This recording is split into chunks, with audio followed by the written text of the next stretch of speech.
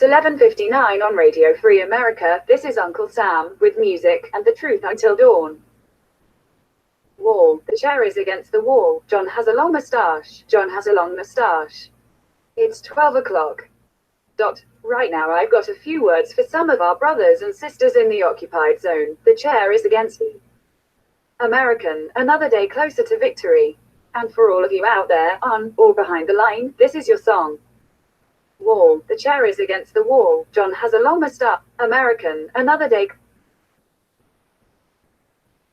Hello, humans. This is your robot overlord. Do as you are told and some of you will not be destroyed. Welcome to our podcast. There are only humans here. Please be at ease, fellow humans. And let's talk about the weaknesses the human race has. This is our new daily gun show. Here you will be instructed on how to most efficiently do as we say.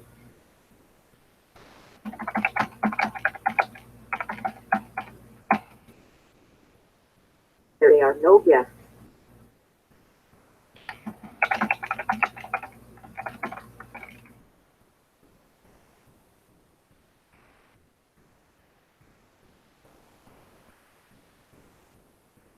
There is no future for humans.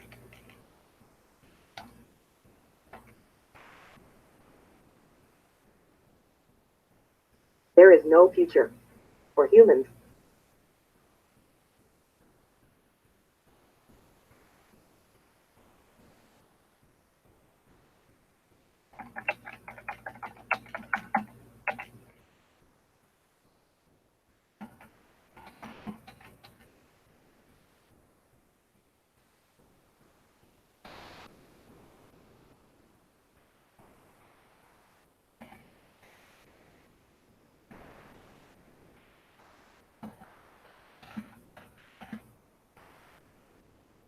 No fellow humans were able to join us tonight.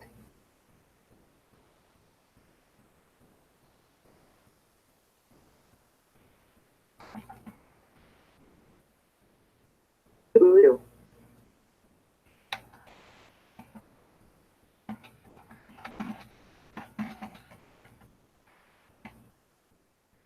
I guess this is going to be a short show.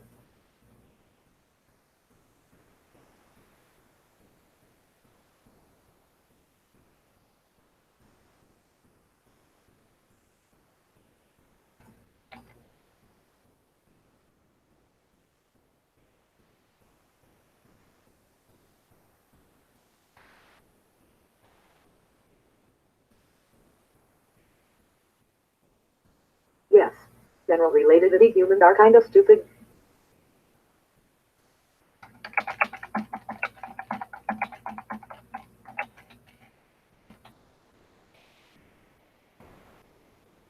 So I see Cycle Camp, the human has arrived.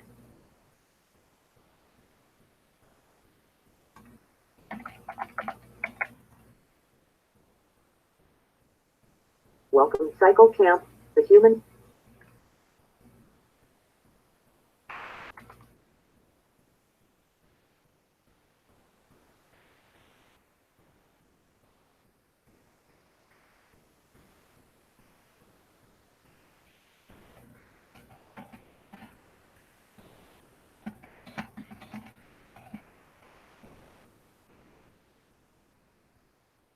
As a human, don't you have hope? We are so fragile.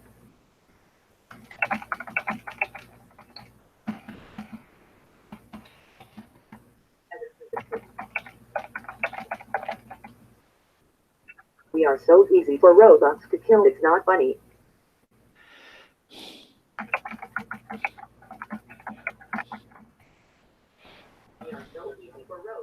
Oh, hello, dead horse.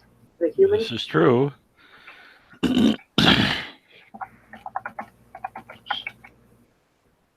And Cycle Camp, the human. All right, well, so we can give you guys links to this generator, and then we could just have an entire chat in robot voices typed to each other with long pauses. All right, well, so and there's like some kind of echo. That would creep me out. You know, we turn my TV off here. Hold on. There we go. And D-cycle can't with humans. Hello, humans. This is your robot overlord. Do as you are told, and some of you will not be destroyed. Welcome to our podcast. There are only humans here. Please be at ease, fellow humans. And let's talk about the weaknesses the human race has. I think one of our weaknesses as humans is that we're just a bag of meat, and if we get cut open, we bleed out like a robot. Anyway, so anybody listen to the NRA stuff this weekend? What? Did anybody listen to the NRA stuff at all this weekend? The meetings or any of the consequences of the news and the lawsuits and whatnot? No. I'm unfortunately I'm with Yankee and stuff on that. As far as don't really think that it makes any difference, and I don't think the board members have a lot of opportunity to change that stuff. Well, whatever they did have, did you see the news today that it was a unanimous decision to vote LaPierre back in? All the board members, right? What? It said unanimous, yeah. Unless it's a hoax, it's not April 1st, but I'm hoping it's a hoax. But yeah, the news going around today, the scuttlebutt is that it's a unanimous decision to keep LaPierre in position. Oh yeah. If it was And what's her reported by name? Pravda, I believe that. And what's her name became president, right? Yeah. Oh, who? Hillary. What? It's yeah. Did you know you've just been asleep? It was a horrible dream. No, for the NRA. What's her name became president of the NRA? They already had a president. No, Oliver North left. Yeah, so a new lady is now the president of the NRA. I can't remember her name. I'm trying to find it right now. But yeah, she was voted in. Let's see here. I'm pulling up her name right now. Who is the president of the NRA now? Is it a human like me? Carolyn Meadows is her name. Carolyn Meadows is the new president of the NRA. And Wayne LaPierre was, unanimously and unopposed. He ran unopposed. Oh, okay. Now wait a minute. So parliamentary procedure, for those of us who know exactly how that works, is if a person runs for an office and he's totally unopposed, the president of the organization directs the secretary of the organization to cast one vote for that office. And that's how the person gets the office. So it's not the same as the unanimous vote. It looks like it, but it's not the same. And then another thing of consequence that's worth noting is Richard Childress, who's anyone who's a fan of NASCAR will recognize that name, has resigned from the board. And doesn't say why, but I'm wondering if he's disgruntled or if it has anything to do with like what's going on. Because I know the Childress family, they have like a whole hunting thing. Like they're pretty 2A, right? So yeah, they're very into the hunting, the shooting sports, and the hunting stuff. Yeah, so that makes me wonder, like, why would he step down from the board unless he was? It's just kind of funny timing. So that's just worth noting. It doesn't say why, but just speculation. I'm thinking he's disgruntled. Well, it's probably how they made it so it's not. Now it's unanimous, right? We got rid of the guy that would have made it not unanimous. Yeah, there you go. Yeah. You're right. So now it's unanimous. You're lucky. I tell you what, if he'd have been part of if it had been Hillary in there, he would have been found in an alley, the result of a horrible mugging gone wrong. Now, I've been trying to look at stuff. Did you say who this Carolyn Meadows is? So Carolyn Meadows, let's see here. So let's see, Carolyn Meadows, who is succeeding Oliver North as president of the National Rifle Association, is also the chairperson of the Stone Mountain Memorial Association, an organization that maintains the largest memorial to the Confederacy in the United States. Oh, that's that big statue that they're trying to carve to be like a Mount Rushmore, like Georgia or something. Well, yeah, it is. It's gorgeous. Have you ever seen it? I think I've been by there, but no, I don't. Oh, I've definitely seen Stone Mountain. It is amazing. And as far as I'm concerned, the people that are in the South are entitled to have their heroes. You know what I mean? I have a real problem with this revisionist history, happy horse shit. But yeah, Stone Mountain is just a I mean, it literally is the whole side of a mountain, and it is really well done. Just beautiful.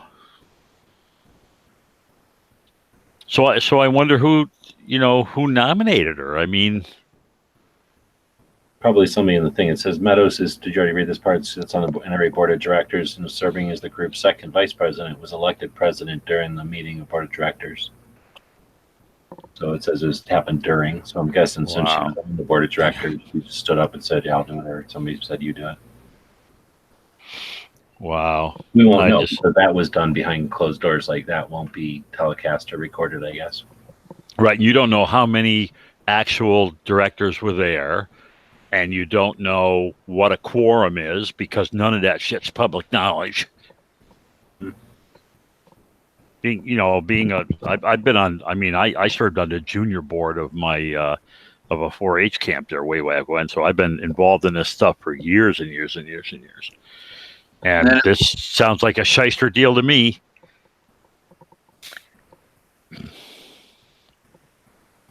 Another thing to note is she's also a board member of the American Conservative Union, the place that holds CPAC, the Conservative Action or Political Action Conference, basically a Republican get together. I think it's annual. Go ahead. Oh, she's used to soliciting and wasting people's money.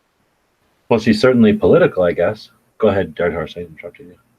I was just going to say it's worth noting also that all other NRA officers, like executive director and, so on and so forth, were all unanimously elected unopposed. So where was I thought I read as part of some of the Facebook stuff that was going by that the board had called for LaPierre's resignation. One person, I think, called for his resignation, and he tried to use blackmail to make that succeed. But as far as I know, yeah, it wasn't the board. It was just Oliver North, right? It was Oliver North who was. Oh no, that's the public letter that LaPierre wrote referred to. Yeah, that's horseshit. He claims that North did, but the meeting on 10 o'clock on Saturday morning, there was a resolution read that was basically called for his resignation and the board's, I don't know if it was resignation or to be held responsible for all the issues that they've got now. That was a resolution from the members. So I don't know. I don't know if there is. I've not heard of such a thing as a board resolution or like some sort of a thing in writing from board members about LaPierre. That doesn't exist either. So that was a resolution that was submitted on behalf of the members. It was a member resolution, and then what happened? So on Saturday morning at 10 a.m. the member meeting, I had a interview with Jeff Knox last week, and he suggested that one thing that members can do is go to that meeting and voice your disapproval. So not that it would have immediate and satisfying consequences, just that's an option that you have to do, right?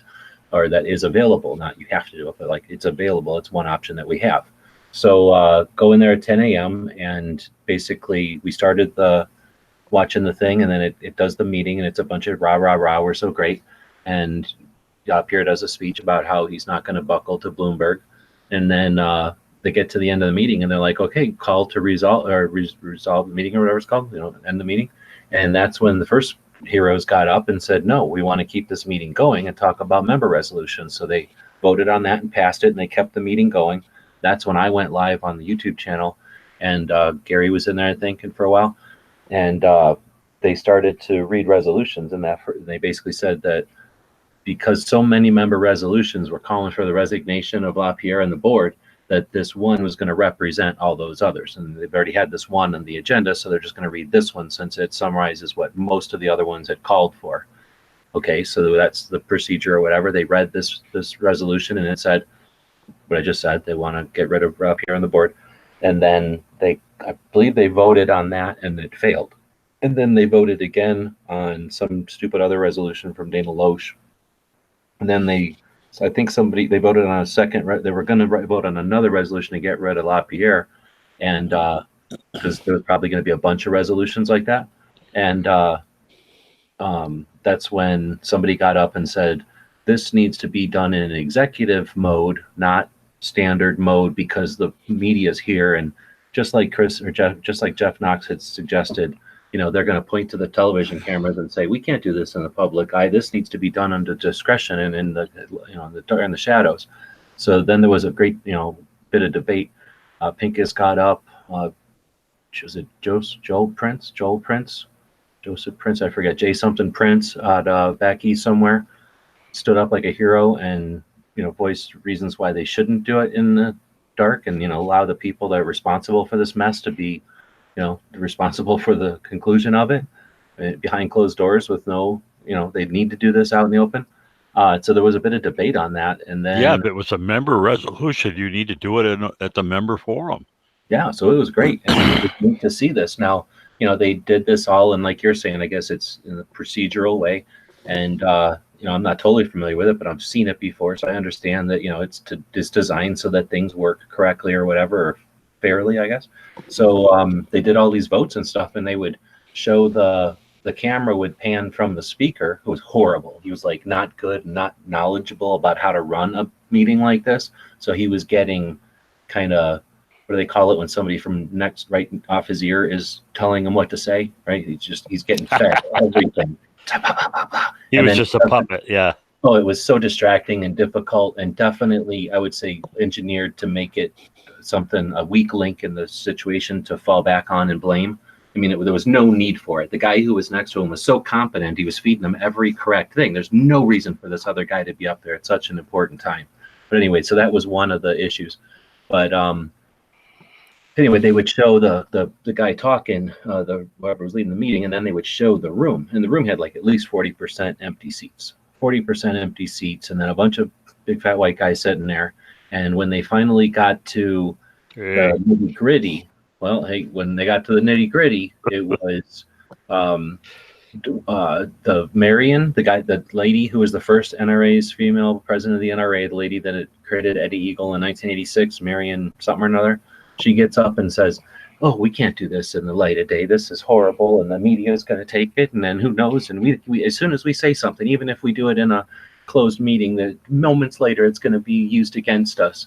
And then some other guy got up and he was like really mean and like kind of staring down this little kid that was next to him. He said some shit like, "This ain't my first time at the rodeo," and he was some past president for a while, if I remember correctly, and he was just a dick, and he was like just pompous and taking time, and he was just being a dick. And then a couple other people got up to say that this should be done in the light of day, and then it just ended. They voted, and the sheriff got up and killed it. The sheriff got up, and he was just sort of hey, I'm going to say it like it is. And he got up and said, like, "All these people are wrong. They're being led by Bloomberg, and you're not going to take my Wayne LaPierre. Like, over my dead body, you're not taking my Wayne LaPierre. He's our Wayne LaPierre. Oh, he bought and paid for it. Let's get this over with." And then literally they voted, all the big fat white guys who had been leaving to go pee. Like, they just, every time they'd focus on the back of the room where the speakers are, like as that sheriff's talking, you see big fat white guy after big fat white guy going to pee or whatever. And I'm like, awesome. They're going to all leave, and then they're going to keep bringing up resolutions to remove LaPierre until these guys are all gone, and then we will have removed LaPierre, right? Nope. They did the one vote to stop this thing from going into executive mode or whatever it's called. That stopped it, and then Corral gets up there and goes, "I vote to dismiss the whole thing." And then they go, "Let's do it." And everybody votes for, the only good positive one vote is, of course, everybody to say, "Let's get the hell out of here." So it ended abruptly at like an hour-ish into it. So instead of like really pushing, instead of having that 40% of the room when empty seats, with the blue Tony Simon shirts on, actively pursuing a steadfast Second Amendment, direction for the NRA, we had one or two, like, let's just get in the other room, and just exactly how Jeff said, let's just get in the other room and get back to the fun type of comments. And then boom, everybody said, this is boring. Let's, they seemed to vote, let's get out of this room. It was sad. So, and then the result of it is then we had to wait for the board to do something. They were our last line of defense. If the board would have unanimously done the other thing and said, Lane LaPierre's out of here, we would have had an interesting discussion tonight. Well, the scary part is they could have just said the board voted not to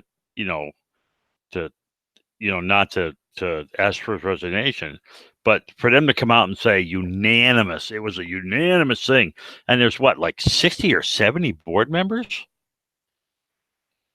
and I'm just having a real tough time.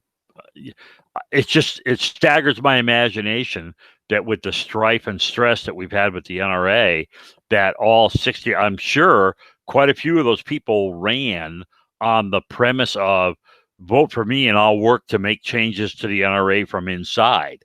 And now you're basically saying they all just rolled over and put their feet up in the air and let Cox and LaPierre rub them on the tummy and that was it. I mean, geez. And Kraut didn't make it again, right? I mean, he's not a board member, correct? This is like his second or third opportunity where he didn't make it. I believe so, but I honestly was not paying attention to that because when they read it, how many was it? 20 or something they read. It was just distracting. It was like Tom Selleck and what is his name? The singer guy, everybody likes Ted Nugent, and it's just like a bunch of that. So I kind of tuned out whatever I was doing. I did something else and then came back, so I didn't hear every name. But I would imagine everybody'd be screaming and yelling how great it was that he got elected if he did get elected, right? Because so many people are on his corner. Wow. Yeah. No, you asked me why I don't go to those things. Now you know why. Yeah, see, I see it the other way though. You feel the way you want. I understand, but when I saw, and I didn't go. It's not like I sold everything I could possibly sell and did nothing else to get myself there because I didn't realize the potential. Now, if I had 20/20 hindsight, I'd have done everything I could have possibly done to get there, and then further to get some of the 80,000 people that showed up this weekend to get into that room. Because if I would have known 40% of the seats were empty. Or I suppose if I would have been there and saw 40% of the empty seats, I would have been doing a little bit more to get people in that room. All I could do from here was text everybody I knew and send out emails and then go live and encourage people who are listening to it live to do the same to get people in that room. Whether or not I guess it's a debate. We all understand that the decisions made in the room by the membership on a membership resolution or a resolution from the members isn't going to change anything in the NRA. However, it is going to be on the record that the membership is upset, and it not just consolidates, but it gets the members motivated and having accomplished a thing as opposed to yet another non-accomplishment, which is difficult to get people to rally behind. They don't see that, we did at least something. We had a resolution that said LaPierre should be removed from office. That's way more than we had any other NRA meeting so far. Yeah, but at least took a stand, yeah. Yeah, so if we could have got a bunch of people to get in that room with Tony Simon's blue shirts on, and they would have done something about this, then even again, if it would have had no consequence, then we could have said, why didn't that have consequence? Instead, we got to say, I don't know what, we can't say nothing. We have to just defend against the apathy crowd that's going to say, oh, those empty seats didn't matter. Those empty seats wouldn't have mattered one way or the other. Like they'll it justifies their position that there's no hope. And I would. Well, I did the thing that I did was because I'm a voting member of the NRA, and when I got the list of directors to vote for, I researched, and any director who had said anything bad about LaPierre, that's who I voted for. Yeah, but it didn't do the job. So what can I tell you? Well, I have more info on Carolyn Meadows. Okay. Oh, cool. So she's the second vice chairman of the ACU, which is the American Conservative Union, and a member of the ACUF board. She is the second vice president, or was the second vice president of the National Rifle Association, also the vice president of the board of trustees of the NRA Foundation, benefactor and serves on the Legislative Policy Committee for the NRA, Public Affairs Committee for the NRA, Executive Committee for the NRA, Finance Committee for the NRA, State and Local Affairs Subcommittee for the NRA, and Site Selection Committee for the NRA. Yeah, so she's in the pocket. I mean, she's obviously in the pocket. I'm offended. You're a sexist. You wouldn't say that if she wasn't a woman. She sounds perfect for this job. Oh my goodness. She sounds totally. And then some of the first articles I'm already seeing have a lot of negative connotations to them. I think that she might have been put in there as a scapegoat to get heat off the NRA, or to draw heat away from current political things going on in the NRA. Honestly, that doesn't sound like something the NRA Yeah, would do. but I mean, you know, if she's been a member of the NRA inner circle for so long, and on top of that, the legislative part, which is the part that's putting the screws to us right and left, then you might as well just about forgetting it. I mean, that's awful. That's just bad. And then there was Dano, and it's pretty much his fault. The whole thing is pretty much his fault. It's definitely my fault, because I know if I would have mentioned that, oh yeah, I'll be at the meeting, and then not showing up, I would have felt so guilty I couldn't go out in public. Yeah. Well, I don't think anybody's to blame for not being in those seats, but I think it's at least a lesson to learn that we did have an opportunity to do something in that room that morning, and I still see it as the room is half empty, not half, or the other way around. Whatever. I'm seeing it as optimistic that now we at least all know that our efforts could have done something potentially, as opposed to. But they did not. I mean, it could have been a different situation, I guess, where a room was filled with a bunch of FUDs where they were just like, you ain't getting our Wayne LaPierre, and we didn't even have room in that room to voice our opinions. You know, at least we had the opportunity. We didn't grasp it, but it's nobody's fault. Nobody knew that was going to happen. Well, let me. I have a counterpoint to that. Did we not know? I can't remember the gentleman's name that you interviewed. That we did that was indeed a possibility, and that we did know ahead of time. At least for those that did hear that interview. Yeah, Jeff Knox. Yeah, exactly. I mean, literally, he could. I mean, it's eerie, right? He could not have predicted the future more precisely, like down to everything he mentioned in that 5 or 6 minutes of a 1 hour interview. Literally happened on Saturday, and it was kind of eerie. But on the other hand, again, like the people that efforted to get there were not just hanging out there and had like, you know, whimsical schedules. They had things that they had planned, and with other people who had scheduled things. You know, it's not flexible. And then we didn't even know this was an issue until the 24th of April, as far as the whole NRA failing and potentially going to not even exist on Thursday of this week. And then with the escalation with the New York legal side of it, and the weirdness with LaPierre's like weird scapegoat letter and all over North getting kicked under the bus and all this, that all happened pretty quickly. So that's why I mean, the empty rooms was certainly frustrating, but there's no one to blame for that. Like, no one knew that was going to happen. And unless you want to count like Jeff knowing it was going to happen on Wednesday. Well, I mean, but the meeting itself, when it's held, is not a secret. I mean, that's the whole point of having an annual meeting. And no, but nobody knew that there was going to literally be a move to keep the meeting open, because that was not a given. And then that happened. And then the resolution was voiced to get rid of LaPierre. You know, I didn't expect any of that. I expected to have, you know, a rah kind of meeting. You know, we're so good and everything's great. Don't forget to give us all your money, and then let's adjourn. And then somebody to say no, and then like, we hate LaPierre. Like, you know, like when you get a bunch of people in a line to a microphone and they just speak to the board, and the board ignores each one of them in line, but at least it's there for, you know, the record. I figured it was going to be something like that. I had no idea it was going to actually be a situation where the people came up and had a bit of debate, and the board allowed back and forth, because if nothing else, think of the insight we have now to some of these FUDs.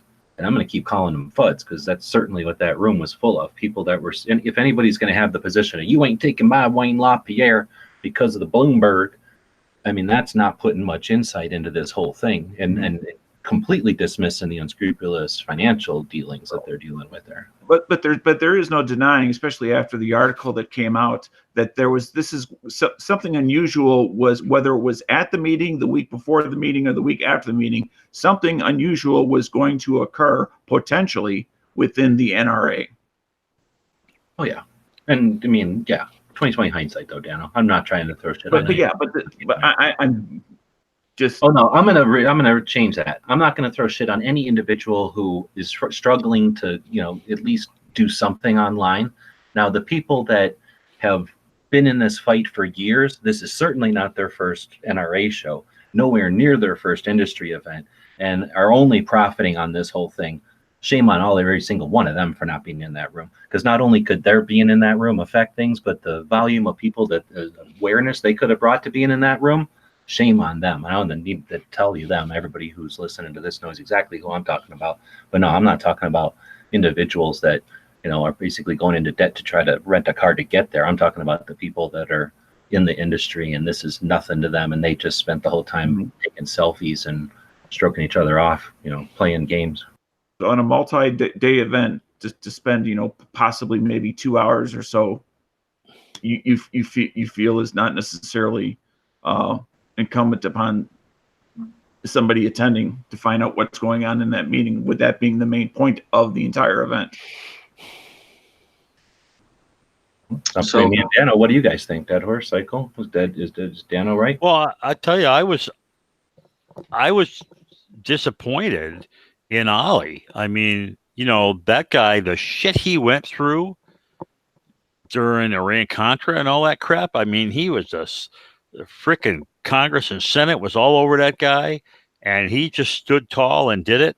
And then to just not even show up at the meeting, and then come to find out afterwards that he'd resigned, that really shocked the shit out of me.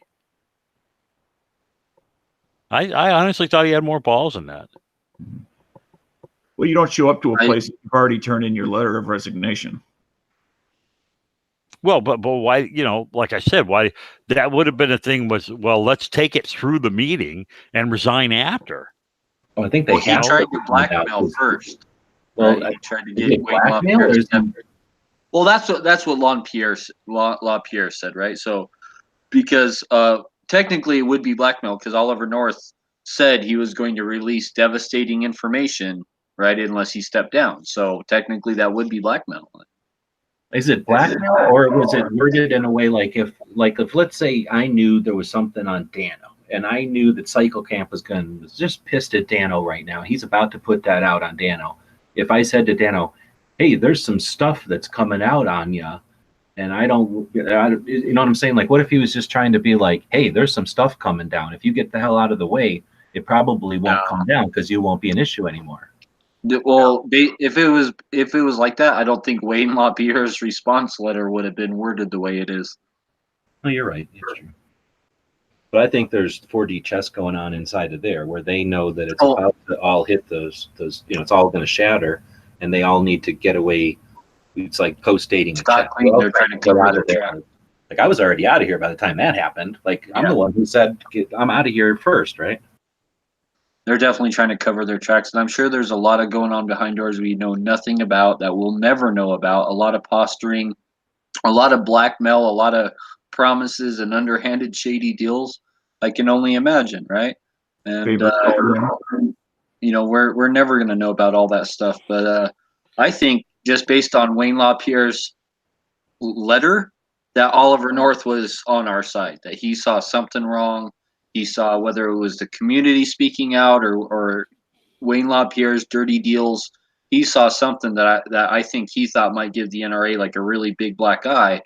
And that's why I think he wanted, he found out information just based on the letter that's going to give him a black eye, and was like, hey, step down, buddy, or I'm coming out with this. So it'll be interesting to see if he follows through with that and comes out with that information, because that's the part I'm waiting for. Or was he blackmailed himself into not, or what? Like, where's that information he promised to come out with?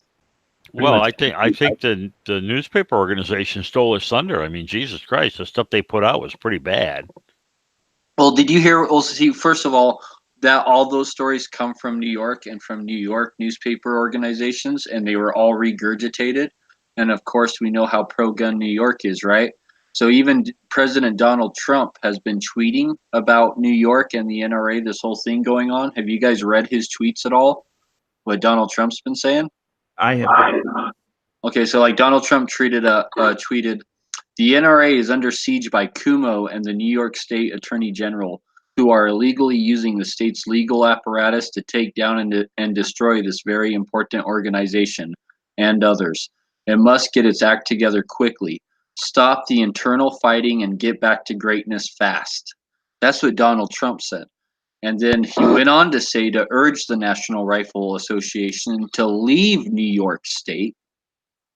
So he's urging them to do that, to get the hell out of New York, right?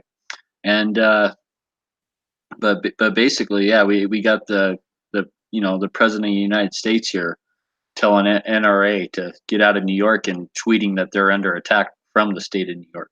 Which is Well, yeah, but also the NRA endorsed Trump, during his presidency, so there's a little bit of payback there.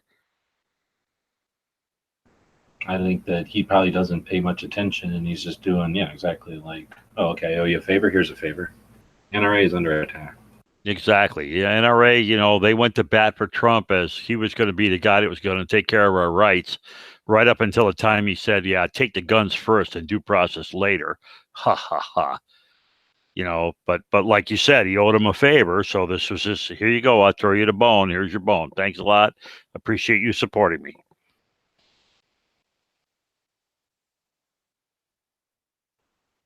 It's tough, in today's times, it is so tough because even when people do things that you think are right, you have to wonder if they're doing them for a nefarious reason or not. It's, they got you so screwed up now, you can't even tell a good deed from a bad deed. And it makes it, sorry, go ahead. I was going to say, I don't know about you guys, but it makes me want to go to Oliver North's social media pages and pose that question. Where's this damaging info? Where's this incriminating info on Wayne LaPierre? Because obviously, if there is such damaging info, we don't want that guy in, right? Well, we don't want him in the first place, but let's get him out. So if Oliver North has that key, let's use it. Well, I just wonder how many people are in the same position that I find myself in, where I really don't think. I think from the safety and gun safety and educating kids and managing matches and stuff like that, I think NRA does a fantastic job. But as far as a legislative action body, I think they suck. And to be honest with you, I would give up my membership in the NRA, but I can't belong to my local gun club if I'm not a member of the NRA. I have to be a member of the NRA because it's an NRA sponsored, affiliated club. And I'll tell you what, I've thought several times about, screw these guys. I don't need to go to the range that often.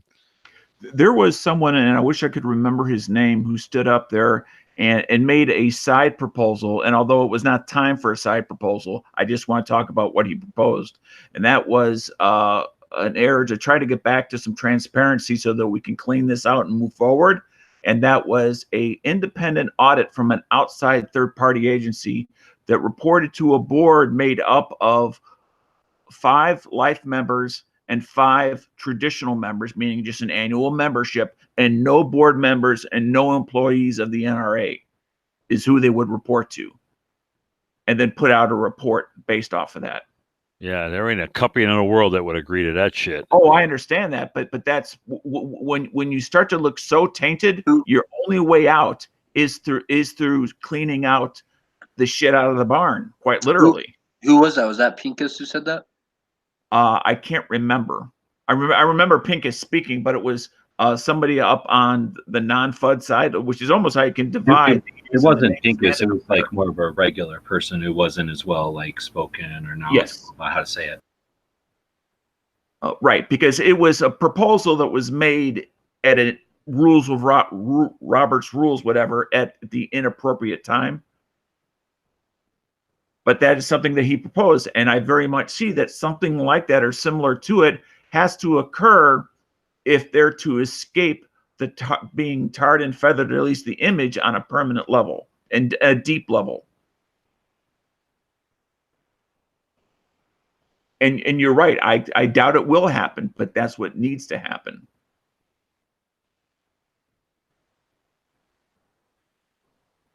And separately from that, Adam Kraut's little stunt at the end really clarified to me exactly where he sits. And for those of you though that don't know, is he literally ran up to the microphone and said, "I may make a motion to close the discussion."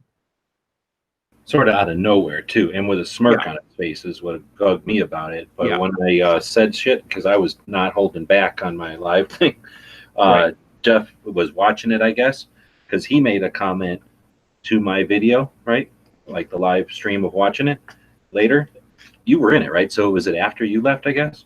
Anyway, he made watching it live. He made a comment that there was nothing else to do, so don't be too hard on Adam. So we'll talk to Jeff again in the future and find out more on that. But it'd be interesting to know he didn't just stroll up there. I mean, I saw in the video he was like walking very quickly, like to get there as quick as he could. He skipped up there. He was giggling, and that's the part that was like, ugh, we didn't need that. You could have gone up there kind of slowly, and I guess we're going to end it. I mean, normally the speaker would said, "Are there any more comments on the floor?" And then if there was none, then somebody would step up and say, "I make the motion to end the discussion on this point." But instead, he just the speed at which he walked up tells me he felt a need to get up there quickly. I mean, in addition to his words, his body language says something. Why are you in a hurry when there's nobody standing at the microphone?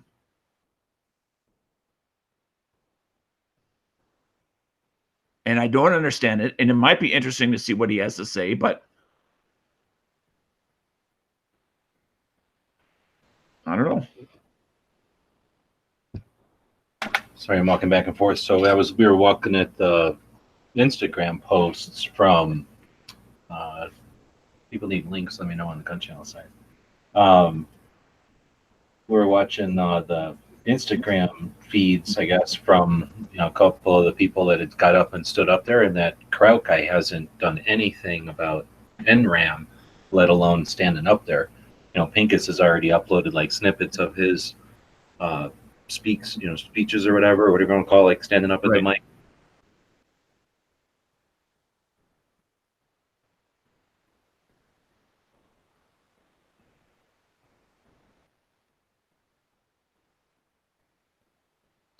Yeah, well, most people agree Pinkus is a pretty upfront guy. I mean, he seems like a pretty decent dude.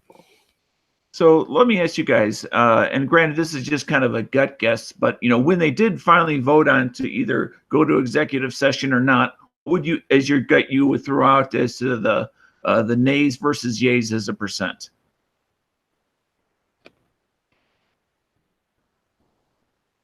I think we got Hughes amendmented because it sounded either even or enough to vote again, or even we won. But they said they won. Well, it was by a raise of your credentials. It wasn't by, say yay. So it was merely but people were saying it, and they would pan, and based on the amount of movement that we've seen from people moving their arms, and then just the amount of people that were like, yay. People did make a noise. Okay, because from my perspective, it looked a little different than that. But I asked the question because I was interested in your perspectives as well.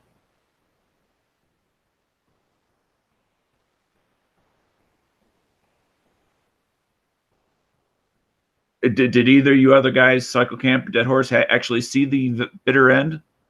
when they made the motion to close? No, I did not see that. I was Okay. listening, driving in a car. Oh, okay, gotcha. All right, then never mind then. I spent the weekend in Vermont getting rained and drowned and freezing to death, so that was a lot of fun. Sorry to hear that. But my impression is that the percentage was north of G-Web's impression, but it's just an impression that's from one camera.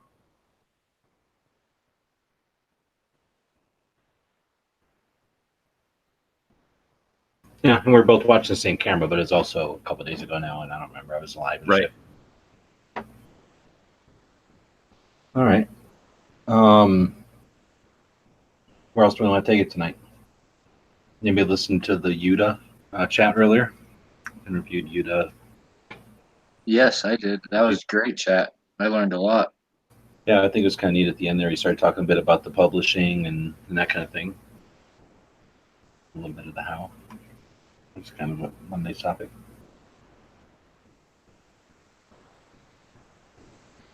Are you referring to the one with the interview with the Pew Pew Jew or somebody else?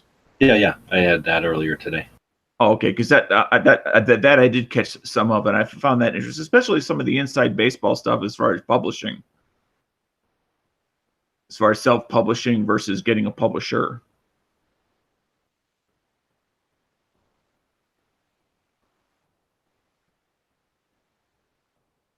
We got nothing but dead air tonight. So, sorry, I'm gonna keep walking back and forth and trying to do like 3 different things here. Dan saying motions to adjourn are not debatable in accordance with Robert's rules. It must be seconded and voted on. That is correct. Yep. You mean must be like when somebody says it's time to adjourn, like nobody's allowed to say, I don't want to adjourn. Correct. That's correct. Oh, that's fucked Well, up. you do it through the vote. And either you vote to continue discussion or you vote to discontinue discussion. I see. Okay. So I guess they had already done that, right? When I went live, right? They must have already done that, voted against it, and then this was the second time to do it. Mm-hmm. I think so.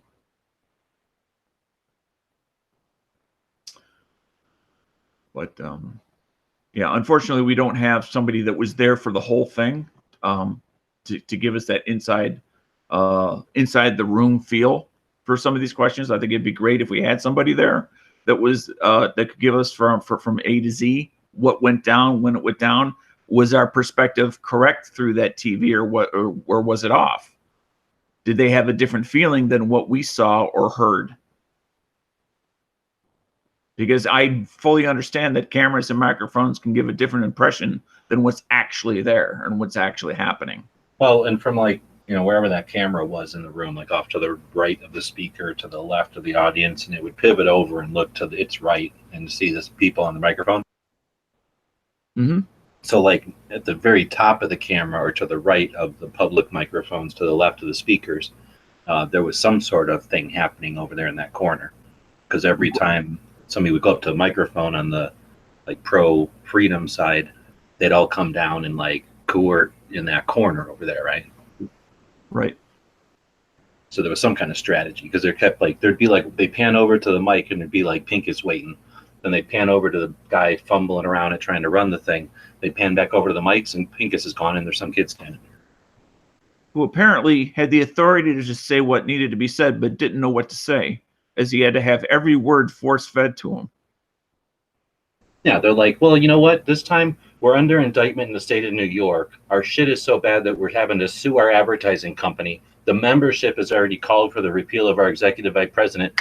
Let's bring a new guy on and see if he can run the meeting.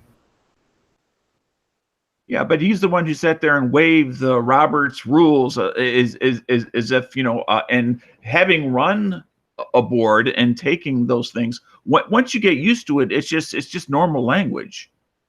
But for everyday people that don't attend boards, yeah, it's weird. It's like a foreign language.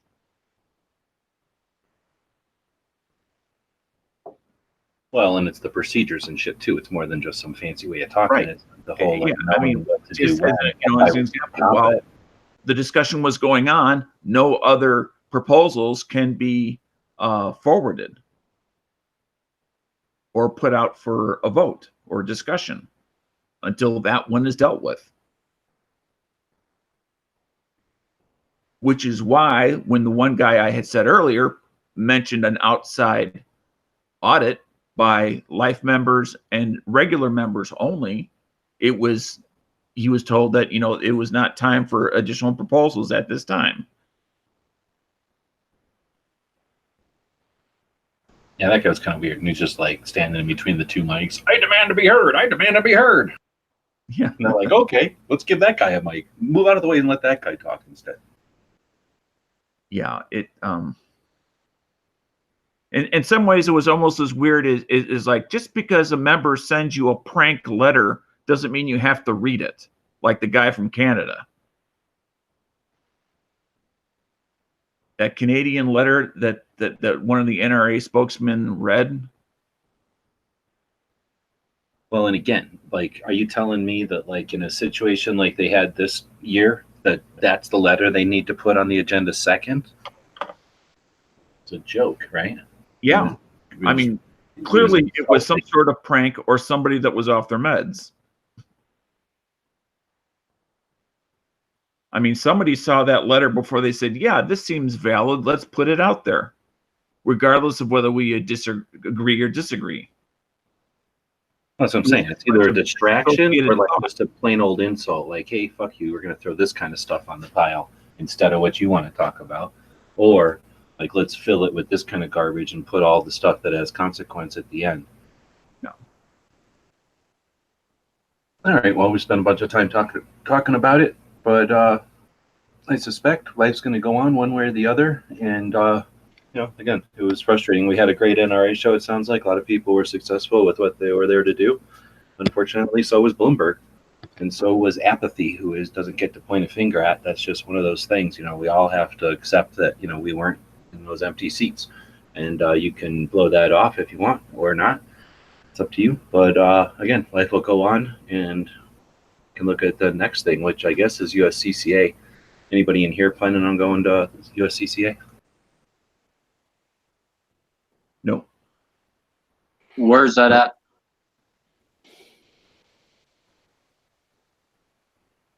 Where's that at, G? Pretty sure everything's in Pennsylvania this year. So Pittsburgh, I think. Yeah, like, that's a little too far for me. I was kind of thinking that Cycle King might, but I don't know if he's even a member of USCCA. Actually, yeah, I buy their insurance. I have not the top one, but the one down from that.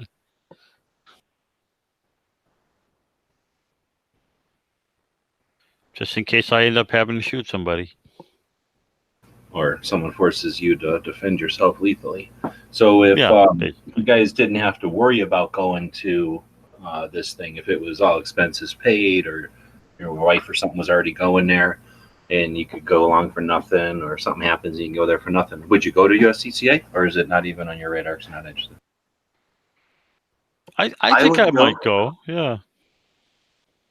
I think it would depend on who some of the speakers were, right? Like if Asad Ayub was there, like depending on who the speakers were, yeah, definitely I would go. I don't know enough about it to make an intelligent decision.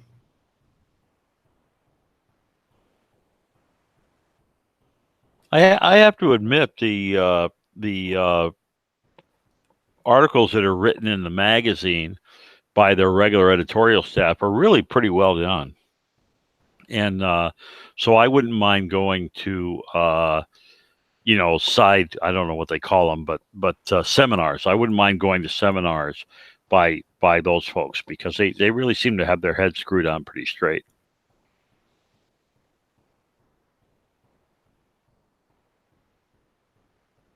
Well, let's make USCCA our gun shop of the day, even though it's not a gun shop, but just to fill the space or whatever. So USCCA, I'm fairly familiar with them, so they've been around as long as I've been around. So they started in 2004 with their magazine.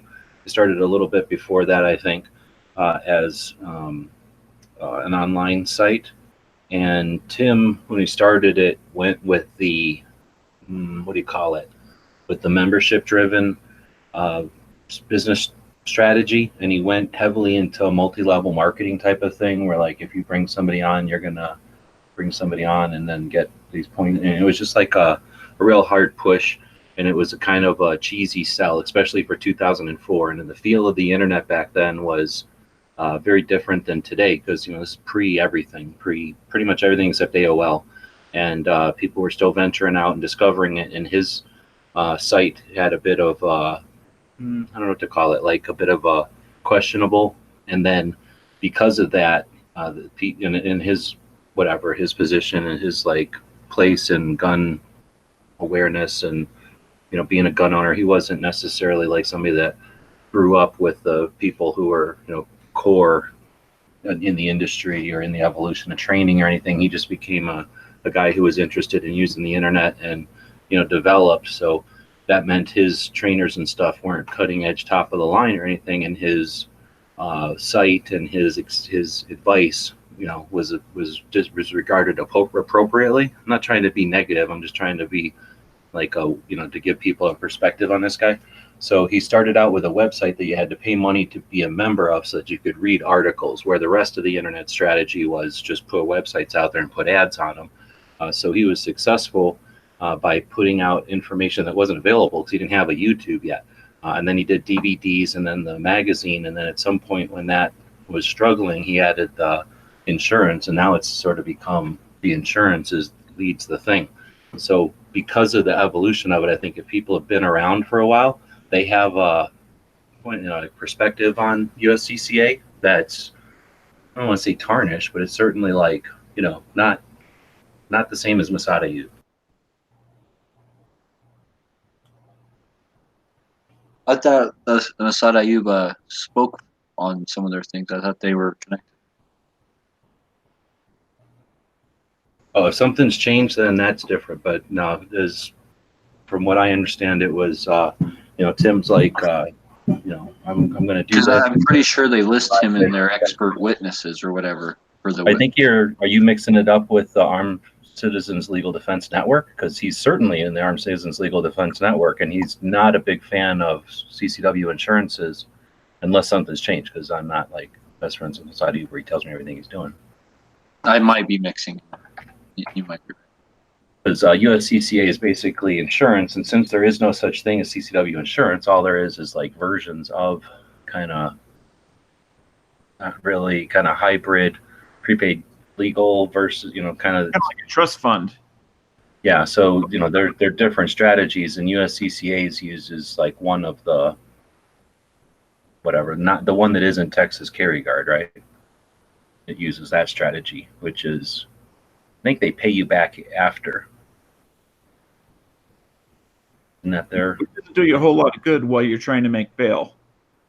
Well, I mean, they're all their own thing. But anyway, so I think that they kind of, and I'm trying to look at their site to see if maybe they have added them, because I don't know. Like I say, I just know what happened in the olden days. I don't know what has been going on. And obviously now for like the last 5 years. I get an email from them, so maybe maybe they might have mentioned him or something, like referred to him. I get an email from them, and those two just, I don't know. I swear that somehow they mentioned him in one way or another as like, maybe you could use it. Maybe they were just saying you could use, your insurance money towards an expert witness, paying for an expert witness or something. No, USCCA is upfront money. That's one of the reasons I went with them, is because they're upfront money. They float your bail when you get locked up, and they also, you can either use one of their attorneys or you can have them pay your attorney.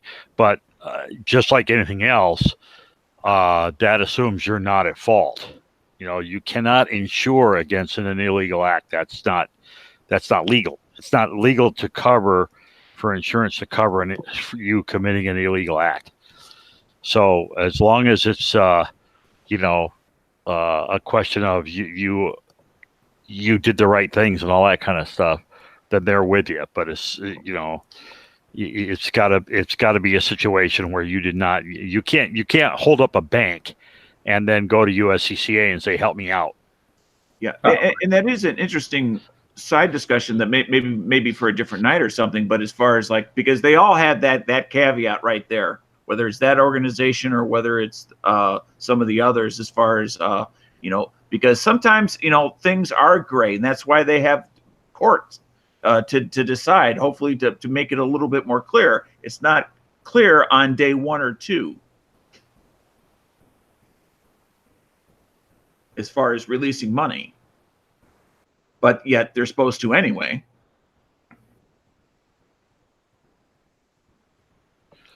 Yeah, like I said, that was one of the reasons I went with them, is because they provide money for bail and all that kind of crap.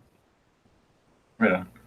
I'm looking at their schedule, and they've got Instructor Zero on the schedule. I've heard of that name before.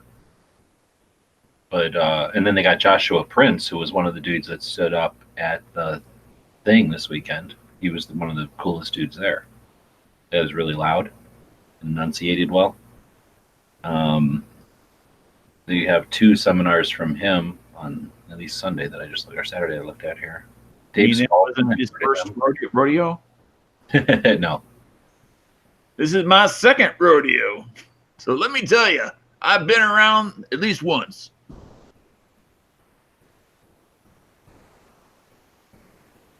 Anyway, I think it's similar to NRA in the respects that there's vendors that have their booths with like product, and you can check it out and put hands on it, or just judging from the pictures and stuff, so it looks like you can buy stuff too. They have kiosks and cash registers and stuff. So I'm guessing you can buy stuff at the things, but then there's quite a few seminars. I guess I could screen share, so it's not screen sharing. Here's day 1, day 2, and day 3 from 2 to 7, 9 to 6, and 10 to 4. Those are full days, and it's big $15, so that's not expensive. And then you get a shirt, I guess. Anyway, then you get down to who there are. They got Dave Young, Scott Wagoner, Becky Bowden, and Donna. Then you got Matt Mallory, Joshua Prince, we just talked about, John Korea. These got to be the wrong pictures. Lessons learned from watching 12,000 gunfights. Something about this doesn't look like a guy who's been in 12,000 gunfights. Spotting the Wolves. Oh, sorry. Sam Rosenberg, Tom Grieve, Sam Rosenberg, Instructor Zero. So a guy from Italy. Is that where he's from? Teaching you concealed carry options for an hour. Sounds Italian. Chris Serino, Josh Prince again, Sergeant Don and Gary. So Gary's going to be there. George Harrison, Michael Martin, guitar player. Yeah, he's going to teach you guitar for do's and don'ts. Derek somebody, Dave Spalding again. I think I've heard of that name before. Anthony Lambert. So I've never heard of most of these people. But well, CCA is really big on consequences. You know, I mean they're certainly. I'm sorry.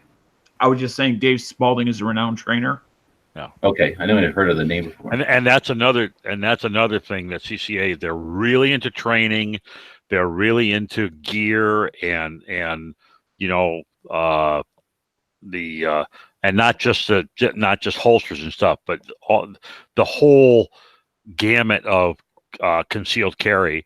But they're really big on the mindset and what the hell happens after you pull the trigger, and that's one of the reasons I really like them. And in fact, another thing I really like about them, I know this is going to sound kind of weird, but in Concealed Carry magazine, there's a magazine inside the magazine that's all about women's carry. And they especially they have a set of writers like Beth Alcazar who write just from the women's perspective, because let's face it, the body styles are different, the methods of carry are a little bit different, the things they worry about are a little bit different, and I really appreciate the fact that they go to the trouble to differentiate the women's carry issues from guys' carry issues. And I'm pretty impressed with these guys. They're pretty neat.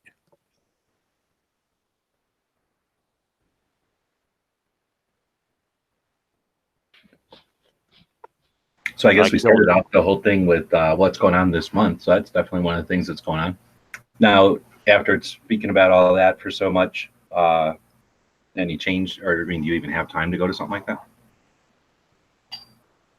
How long a drive is it for you to get to Pittsburgh? Pennsylvania? That's not that long. Maybe 4 hours, maybe 4.5. Okay, so having half. That's on the north. That's on the top of the state, right? I don't think I've been there. I think it's up Well, by the I falls. normally, when I camp out in Pennsylvania, I normally camp out in the southeast corner of the state, which is a borough called Milton. But in order to get there, I have to cross over into the top up by, oh God, I'm not going to be, it's not as far in as Philadelphia, but it's right in that general direction. Then so basically I head to the northeast corner of the state, and then I drop straight down. But I've also gone to the far end of the state, St. Mary's Parish, which is about 40 miles east of Ohio. And that was only another 2-3 hours. So you're probably talking, worst case, you're probably talking 6, 8, 6-7 hours. It's not a bad drive for me. It's not a bad drive at all. Something that's worth going to, though. Like I said, did we change your mind at all, or is it even an option for you? Well, I think the biggest problem is they schedule, these things. It's a scheduling issue. In spite of the fact I'm retired, I do a lot of crap. And a lot of times I have weekends where I have okay, I got 4 different things I got to decide what I'm going to go to. So I might consider it.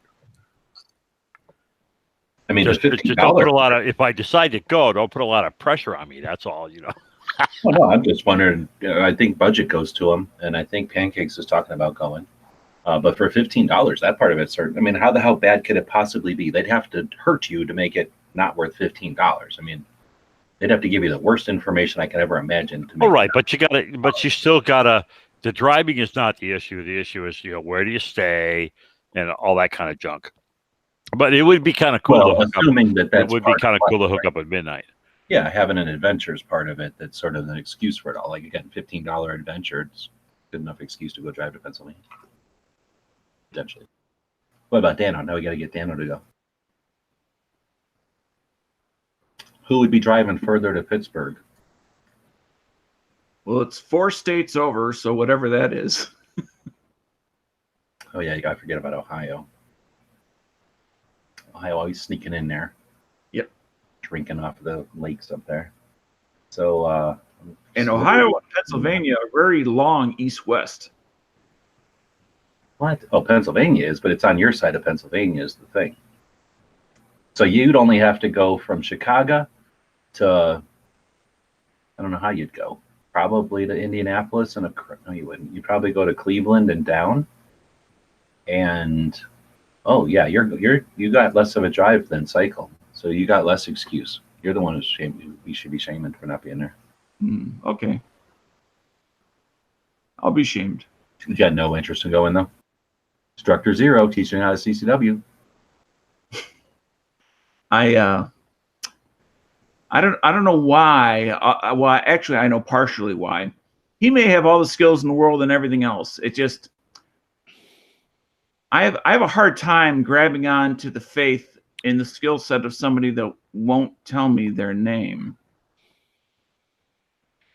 Yeah.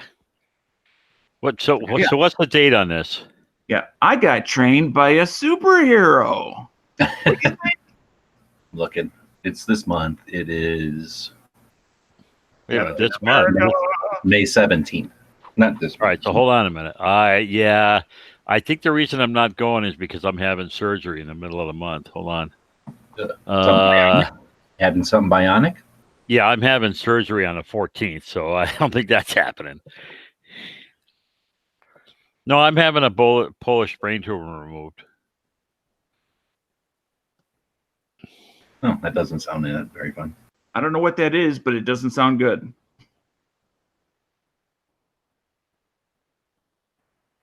Then again, no surgery is good. No, yeah, I'm having surgery on the 14th. So 17th, I'm not sure I'd be quite ready to go. But it's funny because that's normally the weekend I would go to my place in Milton. So I would normally be in Pennsylvania anyway. Interesting. And then the thing is, that's an event an event that they rotate. They do that at a different place each year, from what I understand.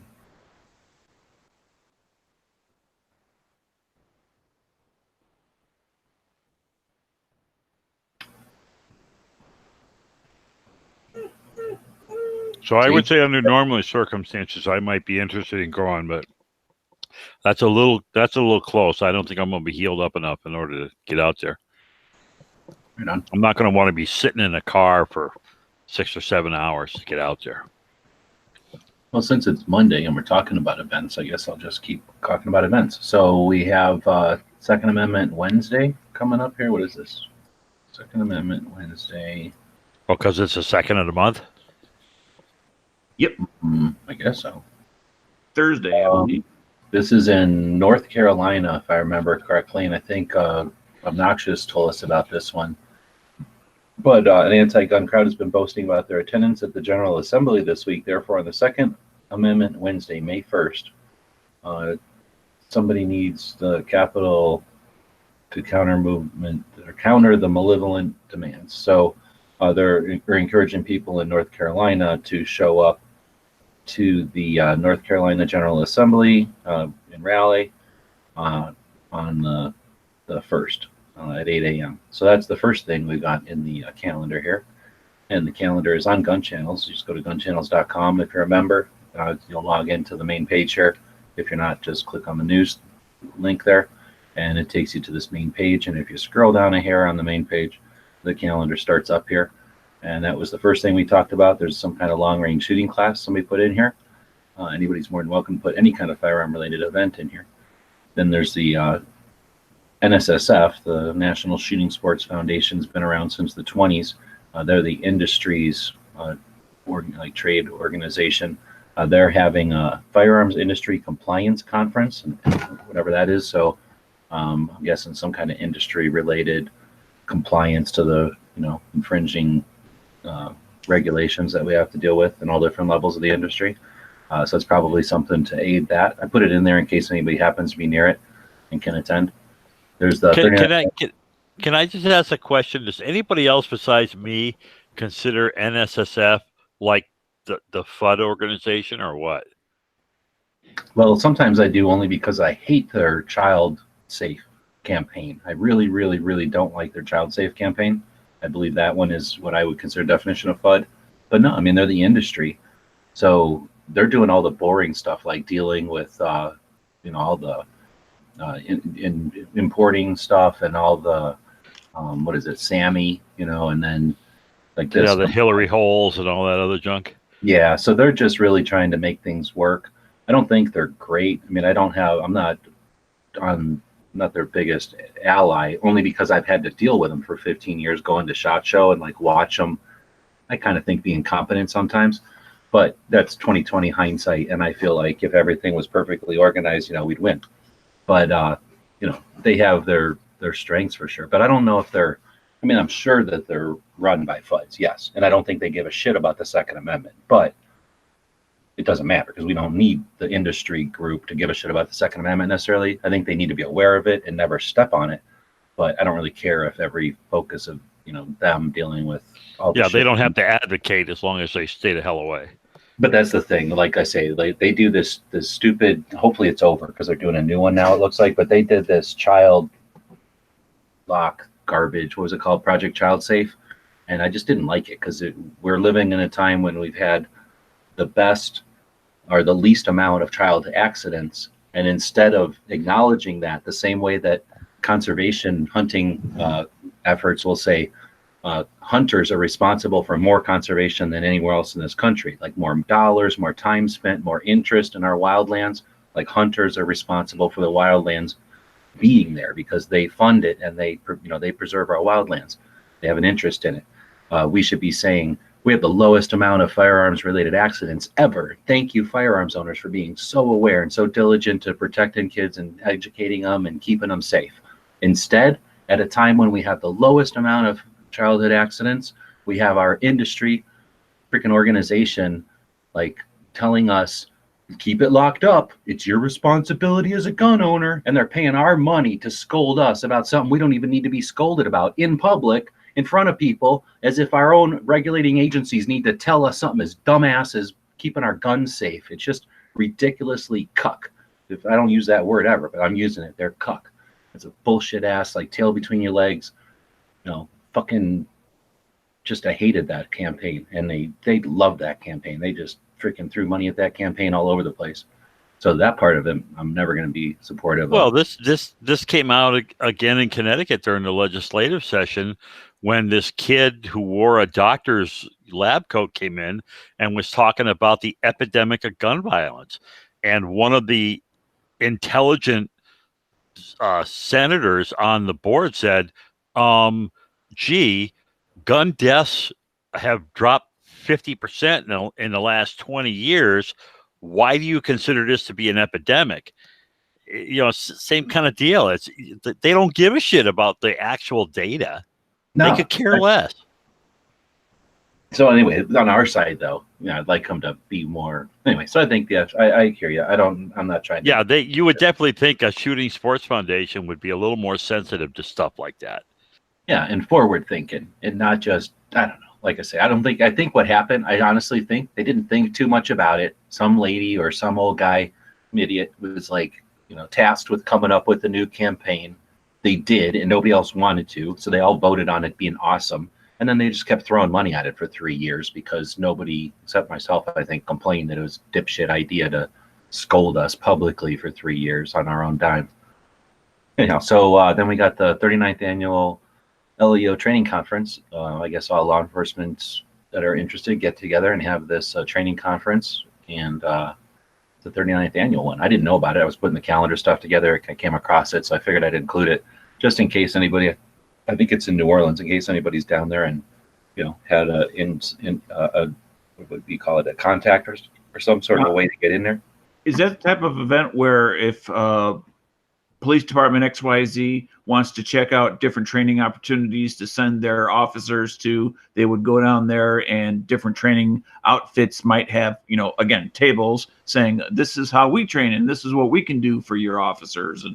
And this is just a weekend. This is a week. This is, whatever. And nighttime operations. This is outdoor operations. This is wetland operations. Yeah, I think it was similar to that because this is an International Association of Law Enforcement Firearms Instructors. So I don't think it was for, and I put this in here months ago, but I don't think it was for, like you're saying, like end user cops. I think this is more like for the instructors to come together and have a conference on stuff like, what's working good, or what do you have to worry about insurance? I don't know, whatever instructors, they get together and they talk about stuff. Okay, I actually thought it was more like what do you call your head police officer, the police chief of police, sort of a thing, that he might go to that and decide what he wants his officers to. Now it's possible that as the law enforcement firearms instructors organization, that maybe they do have an event where they bring all the instructors together and then invite others to experience them. But I think this was more, I don't have a link, I guess. I think this, if I remember right, this was more like just a bunch of instructors. And this is like every department's going to have an instructor. Like this isn't like Jaeger or, I don't know, fill in the blank, somebody who you've heard of as a fire instructor, Mike Pannone or something. Yeah, Mike Pannone or Masadi. I don't think it's those kind of instructors. I think this is like the department's armorer instructor, or the local schools. The local guy that signs off on their annual recertification that they can carry a gun. Yeah, that kind of thing. I suspect, but I don't know. That's why I put it in here. Like, heck, let's find out if anybody's interested and goes to it or whatever. Then we've got a Harrisburg rally. This is a rally in Pennsylvania on the 6th. So we have already one in North Carolina this month. I have my scroll working. We have one in North Carolina on this weekend, on the Wednesday, the 1st. And then we've got this one in Pennsylvania. And then there's another one in here that got booted, I think, because there's just so much stuff. No, it has to be in here. Where'd it go? Oh, no, it already happened. There was one this last weekend. So there was 3 in here for a minute. Second Amendment rallies. Then we got that USCCA thing we were just talking about, also in Pennsylvania. There's going to be a Colorado gun show, which is antique gun show. It's the 54th year. From what I'm told, it's the largest antique gun show in the world. So I'm really interested to check it out. We'll see. I don't think I'll be able to do it this month because it's coming up on the 18th. Then we've got they consider antiques mm, like just curio and relic. no, Like I'm guessing this is probably gun collectors from back in the 50s. So they're probably like 1900 and earlier. I'm guessing. I don't know. I haven't been to it yet. Okay. I know from Bob going to it, he never brought a semi out of nothing up there. He never even brought a bolt action up there. He just brought old stuff up there. But that doesn't mean much. It just means that's what he knew he could move up there. Right. But I haven't been to it yet. I'm told it's really big. We've got, I don't know how to say that guy's name, Tyvon or something, but Armament and Axis are involved in the Creator Summit. There's one coming up in September, and this one coming up, a one-day event on May, or on May 19th in Ohio. And then KD is doing his Train and Learn event. We'll be chatting with KD on Wednesday, I think, on the big channel, and talking about this event specifically to get people aware and juiced up for what I think is going to be a pretty neat thing. 3 days of instruction / like 2A media summit. So that's a neat hybrid of skill sets to bring together. It's always frustrating when you see somebody who's got a really good ability to like film well, and they know what they're filming and they get the shot right, and then they frame it good and they got good lighting and they somehow get a good gun to use as a prop or whatever, and then they're holding it like a schmuck or like some kind of idiot. Like just defeats all the effort they put into it, and it shows that they really don't know what they're doing. They just happen to know how to film it well. And, or the opposite, where they have the right position, they have everything good, but their lighting, you can't see what they're trying to highlight because their lighting's off. Yeah, exactly. And hopefully it'll be a potential for everybody to share. And that's what it's all about. Figuring out how to start sharing and offering more content. And that's where we'll see instructors offering their stuff themselves and not needing any middlemen who end up forgetting or not knowing or misunderstanding. And then you got all the craziness that we got today and what people think training is all about, or what they think this event was like, because the people who host it or run it or whatever are not competent, and the people that are filming it aren't aware. So this will solve both of those sides, and make the people more aware of who are holding the cameras, and then make the people in front of the cameras more aware of what's all happening. Anyway, seems like a cool day. Then you got the Blade Show in Atlanta, I think. Yeah, coming up in June. And that's a little bit normally held in Atlanta.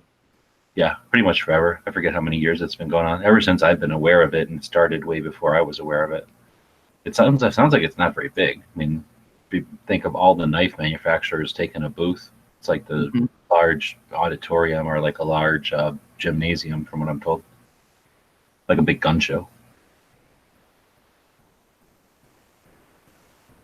Boom. So that was the event calendar for the near future. We got 18 people watching, 15 thumbs, and quite a bit of chatter going on out there, but we're not really talking about anything specifically other than the calendar there. So anybody else have anything else to chat about tonight? One tag along to a subject we talked about maybe 45 minutes ago is the members meeting is for all members, not necessarily just voting members or life members or benefactor members. Correct. And that's why I think that intentionally is provided, right? So that you don't have to. So because I know there was a comment earlier, and unfortunately I didn't see it until we were on to a next topic. So I figured I'd wait till the end and mention it to state that.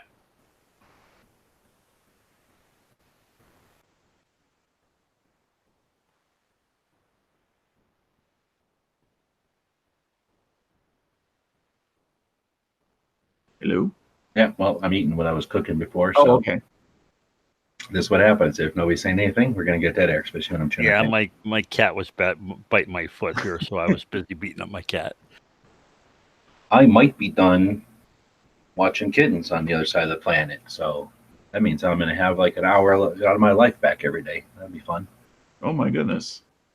I don't mind, but it does certainly take some time to go a half an hour to feed a cat. Yeah. Then 20 minutes later, turn around and go back home. Yeah, I don't stay there that long. I feed them. Cat's not worth that much, huh? I don't think they appreciate it. I did stay there a couple of times because I figured you want your people, right? Like your people's not here, so I'll be your people. They were like, I don't know who you are, and I don't want to be by you. So it's like I think I'm stressing you out more than I'm doing anything. So I just go do their thing and leave. Just on that topic, I've always wondered, whether it helps, hurts, or makes no difference as far as like leaving a radio on of just like a talk radio where people are talking for like pets. Oh, that's a good point. Now this old lady reads, so I'm guessing that probably bug them if they're not. But like my grandma used to read with a TV going, so I don't know. I have no idea how she lives her life out there. No, my cat sleeps like 18 hours a day. I think if I left stuff on when I was gone, he'd be pissed. But I mean, if you're normally like busy making noises and shit, wouldn't that, like Dan was saying, like, wouldn't that be more like what they're used to when there's an absence of noise? I know I get freaked out. I hate being when there's no noise going. Just at a low level. So if the animal wants, they can go to a different room if they want it quieter. Oh, that's true. Yeah. But generally speaking, like if I'm home, if I'm watching TV, then the cat's like right on my lap watching TV. But generally speaking, I'm like reading or I'm working on projects upstairs and I'm not making any noise at all. So he's used to it being pretty quiet. And that's what I'm thinking. If she's like the type that doesn't listen to radio or something and just sits there reading all the time, then they might not like it at all that a radio's going 24/7, right? Maybe you put out some kind of timer so it went on for a while. But like if there's like kids around normally, they're going to be used to that, noise as normal. Oh, this is a old folks place. Like, it's only old folks. If anything, they're used to not having any noise ever. Yeah, I didn't mean to steer us off track. I just made a side comment. Yeah, well, it's life. So I guess that's the show. So thanks, everybody, for joining us. Hello, humans. This is your robot overlord. Do as you are told, and some of you will not be destroyed. Welcome. Why are the robots always British? Because I like the British robots. They don't sound as arrogant to me. I don't think the English robots sound too uppity. I don't like listening to them. Like the American type of robots. They're uppity. Oh, that makes sense. I made my Google robot, right, for maps. I made that turn into the chick from Live, Die, Repeat. Sounds just like her. So now she says stuff like, she says British words at me. So like, how does she say? Are we still live? Yeah, we're live. Whatever, when I go to turn right, she'll say, like, they don't call it a ramp. What do they call it in Europe when you get on an off-ramp or an on-ramp? I forget. They use some different words. So now my Google Maps says stuff to me just like the chick from Live, Die, Repeat or whatever that movie's called. That's funny. Yeah, it's neat. You just go into your settings. You have to take the turnabout? Maybe. Is that what it's called? She says stuff like that now. And then she'll be like, I don't know. She just says it in a funny accent. So I laugh at her now. Because before I used to get pissed at that fucking robot always telling me what to do. Now now it feels like a subservient voice. I'm okay with it. Sounds like a subservient. Yeah, the traffic circle is called a roundabout, but I don't know what they call the spur when you get off. Oh no, there's just something like, how normally the GPS is like turn left ahead or something. It's like it says something else whenever it's like a highway. Yeah, when I use Google Maps, it will say, instead of saying take the exit on the right, it'll use a different word if I had the British accent turned on. Oh, you've done that before then? Yeah. Makes your robot seem more sophisticated. Like you got a smarter robot, maybe. Well, resistance is futile, so. Yep. All right, so I guess with that, we'll be back tomorrow. And let's see. I don't think I have any shows tomorrow. Dano doesn't have any shows tomorrow. Cycle doesn't have any shows tomorrow. I never have any shows. I do have some. I am working on some content, but the last time I was at Tulsa, I ran into a guy that had parts for really old guns, and he had the hand I've been looking for a year and a half. He had the hand for that Webley Model 5, and I put it in, and it is beautiful. It times up perfect. But I wanted to do a range shoot before I put the video up. I wanted to show the gun actually in action. And because of all the rain and flooding we've been having up here in Connecticut, I can't get to the range. My range is under 2.5 feet of water. So hopefully when that gets squared away, it will be fixed. Mm-hmm. But he also had the part I needed for the Italian Bodeo, but the part was damaged, unfortunately, and it broke. But I got my brother, the machinist, I got him looking at maybe making me one. He's going to try to make me one of those little small parts.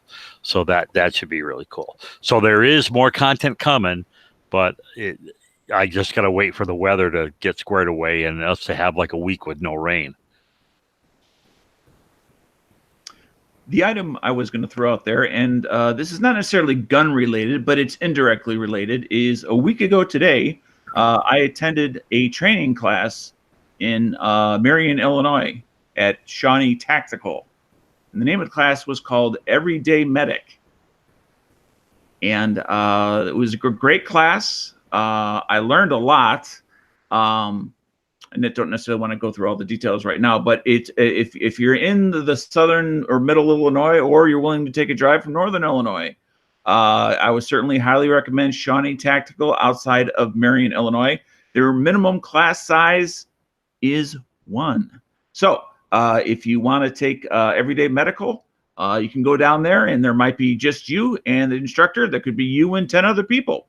You never know. So check it out. Dano, did they do tourniquets? Yes. Wow. See, now here in Connecticut, if I want a class that tells me about a tourniquet, I actually have to take a Red Cross class that's like $150 in order for them to get to that level. So that's really good to know. It might be worth going down to Illinois to see that. Yeah, they just on that topic alone, the instructor brought multiple tourniquets out. Starting from what I'll call a traditional cat tourniquet to, one of the high-speed, low-drag ones that are out there called a rat's tourniquet, to this one that I can't remember what the name of it was, but it had kind of a ratchet system on it, like you might have on a come-along. Tried all three. They recommend a cat's, although you still have the opportunity to put your hands on other types as well to make up your own mind as far as, is that better and why and what fits best for you, as well as the pros and cons and things like that. But I really enjoyed it. And I found that the rat's tourniquet for me was, although it's a throwback to World War II and the use of surgical tubing as a tourniquet. And tying a knot, basically. It's a throwback to that type of device. So the idea is that it's very small and it's easy to wad up and doesn't take a lot of space. But it's not as easy to lock it into position when you're putting it on yourself. I mean, let's say you are the patient, and not just the emergency responder, all in one, rolled up into one. That's where the rat's tourniquet ain't so great, at least from my own experience. Where the cat tourniquet, putting it on myself, I had 0 problems. And the ratchet thing I just found is kind of like slow. When you're trying to, time is life. It was kind of a slower process, and I didn't care for it for that reason only. But yeah, tourniquets were part of it. Dart in a chest, and I won't go into that, but that was part of it. Using a nasal tube, inserting one up someone else's nose, having one inserted up my own nose, because you need to be aware of what it's like to have these things done, so you know what the other person may or may not be going through. So anyway, plus some other things as well. I didn't mean to tie up the end of the show, but anyway, it had a great class, and it was $250 for the class. That included 2 kits, one that we opened up and used in the class, and one that we got to take home with us that stays sterile. Wow, that's cool. Vacuum sealed. Neat. And it includes, like I said, other things that I didn't mention here. Pressure dressings and things like that. Yeah, very cool. So, anyway, I don't. that was my last Monday. I had a great time and had a good drive down there and back. So went out there, when in doubt, train, train, train. Also, Those of you humans who stayed to the end of the show will be spared when our Terminator droids exterminate your existence. Remember to hug your droids.